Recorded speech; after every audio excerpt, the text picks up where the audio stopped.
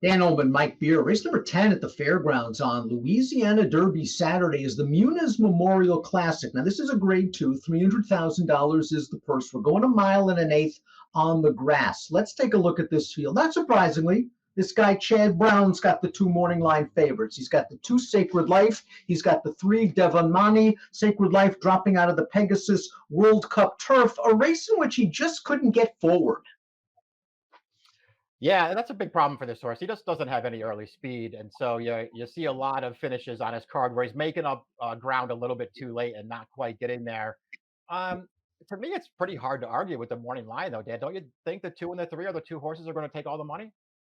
Looks like they're getting a little bit of class relief, especially if you don't believe in the local horses right now. And the horse that won the most recent turf race at the fairgrounds, the 4 Cavalry Charge, taking a look at the time form US pace projector. I mean, he was 35-1 when he pulled off that shocker in the grade 3 fairground stakes. He was on the, or close to the pace in that race. A similar trip is coming. We'll see if that red bar fast pace works against him, but he just beat 4 of these. They did. I mean, when you go back and watch that Fairgrounds Handicap too, I mean, they just put him on the lead in there. He took a little pressure. I didn't think the pace was, that fast. If you look at the time form USPPs, they have all the fractions color coded red. Like this horse survived the fast pace. I don't know if I really agree with that, Dan. He was allowed to get control. He was, kept honest up there, but it wasn't flying. Number 1, Peacock Kitten. These connections have done a good job. Michael Maker had this horse early in his career, Safi Joseph, but it's been these connections that turned him into a stakes winner at Evangeline last summer. His most recent start was his first race off of a lengthy layoff. It was a starter allowance. He tried to come from last in a race where there just wasn't much pace, but this is a gigantic step up in class. It is. I mean, listen, this horse's form is actually pretty good, or at least going back to, sort of the second part of last year, his form was pretty good. And it's not like, this is, the toughest grade two field on the turf you're ever going to see. He's still in pretty tough against horses like this, though. Sacred Life, the number 2, 15 of 23 in the exacta for Chad, graded stakes winner. In the Pegasus World Cup again, he fell a little bit far back early, was kind of in between horses on the second turn, had to ease his way to the far outside. Once he switched over to his right lead, he was running on at the end of that race. A mile and an eighth is his distance, and a horse he finished behind Space Traveler flattered the Pegasus by coming back to run second in the grade 1 Kilrow with a 101 buyer. He's the horse to beat, especially if you believe the pace projector red bar. Yeah, fast pace is going to help him. I mean, he's not a hard horse to make a case for, Dan. It's a good spot for him. And he does, in his defense, he does tend to show up and run every time. He just comes up short a lot. And they're not, the kind of horses I necessarily love to take short prices on. I can't say I'm a big fan of Sacred Life, but he's very logical in here, and he's probably the horse to beat. You took the words out of my mouth, though. He runs hard every time, but it's not like he can't be had, especially at a short price. And maybe his uncoupled stablemate, the 3 Devamani, with a race under his belt in 2022, is the one to get him this time around, because this horse was getting good towards the spring and early summer of 2021. He won that grade 3 Monmouth. Chad placed him in some nice spots, and then unfortunately went to the sidelines for a long time. Just get the feeling that Tampa Bay last time out, he needed the race, and not sure exactly the trip or scenario worked out for him.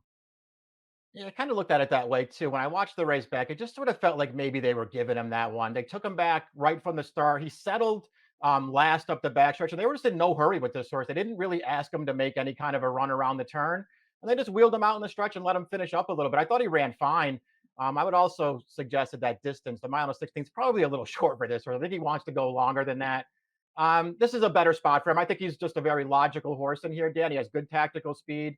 I guess the one thing that concerned me a little bit, he does look like a horse who sort of prefers a little give in the ground. And I don't know if he's going to get that.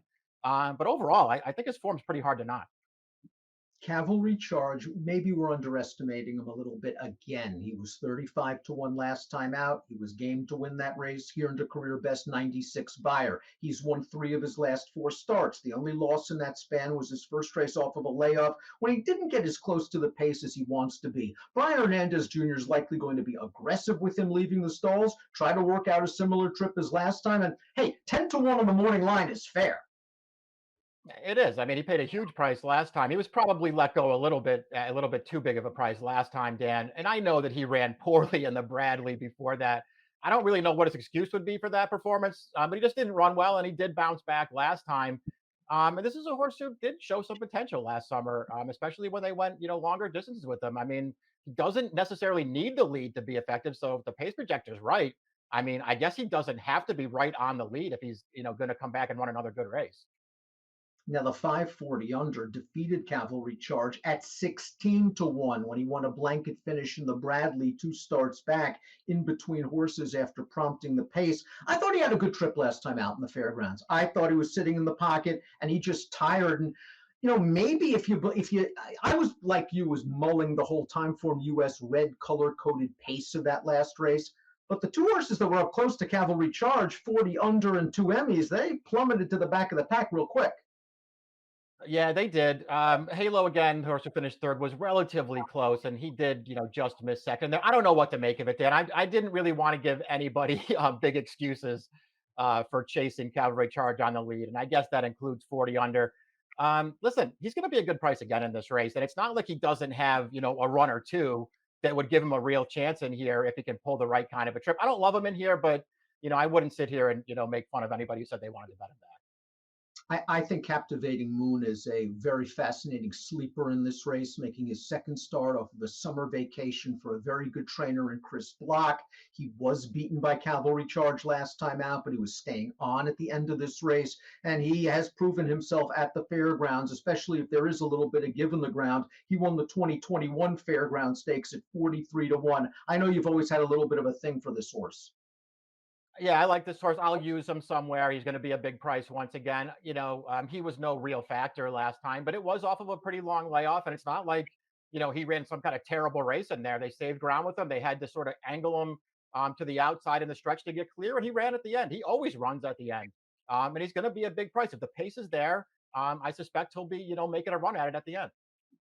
The number 7, Another Mystery, continued the long shot trend in fairground stakes races on the turf this meet. Three back, he won a stake at about 10 to 1 coming from off the pace. His most recent start was his breakthrough performance, the grade 3 John B. Connolly. Let's watch that race.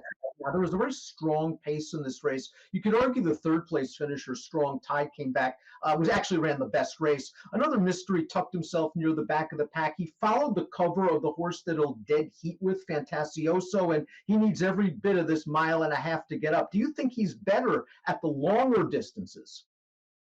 No, I don't. Obviously, he gets the longer distances, but I don't think he's better at them. To me, it's just all about trip and pace with this horse. When he, can sit back, get a clean run into a solid pace, he does what he did in that Connolly we just watched. He'll come running at the end.